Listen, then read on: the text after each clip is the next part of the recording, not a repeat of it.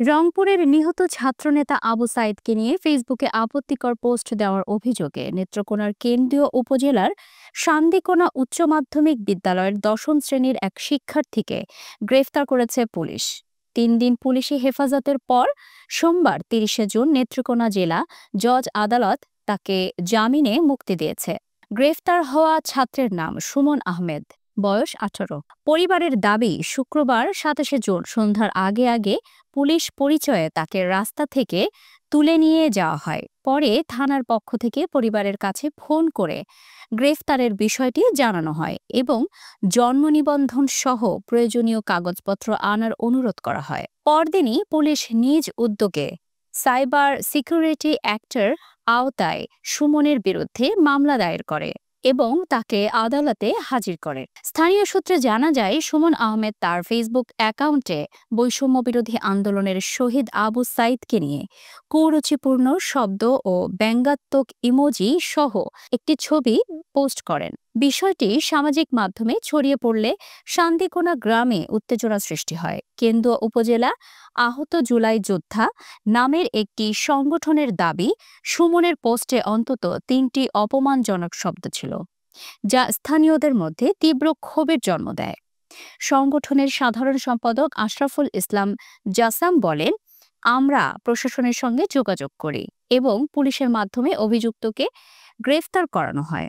পরে শুক্রবার রাত 8টার দিকে শহরে বিক্ষোভ করে বৈষম্য বিরোধী ছাত্র আন্দোলনের কর্মীরা। তারা অভিযুক্তের দৃষ্টান্তমূলক শাস্তির দাবি জানান। সুমনের বাবা রফিকুল ইসলাম বলেন, পুলিশ আমাদের কিছু জানায়নি। স্থানীয়দের কাছ থেকেই প্রথম জানতে পারি ছেলেকে ধরে নিয়ে যাওয়া হয়েছে। থানায় বারবার যোগাযোগ করেও কিছু বলা হয়নি। তিনি আরো বলেন, আমার ছেলে রাজনীতির সঙ্গে যুক্ত নয়, আমিও জানি না সে কি পোস্ট করেছে। তবে অভিযুক্ত ছাত্র ছাত্রলীগের রাজনীতির সঙ্গে জড়িত বলে দাবি করেছেন আহত জুলাই যোদ্ধা সংগঠনের সাধারণ সম্পাদক জাসাম।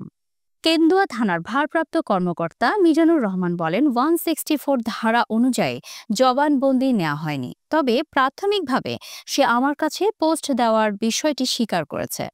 মামলার বাদী থানার উপপরিদর্শক রেজাউল ইসলাম বলেন, সুমনের পোস্ট নিয়ে এলাকায় ব্যাপক আলোচনা ও উত্তেজনা সৃষ্টি হয়, তাই জনশৃঙ্খলা রক্ষার স্বার্থে তাকে আটক করা হয়। তদন্ত কর্মকর্তা SI মুজাম্মেল হক জানান, এটি একটি সাইবার অপরাধ বিষয়ক মামলা। এ ধরনের মামলায় তদন্ত শুরুর জন্য আদালতের অনুমতি প্রয়োজন।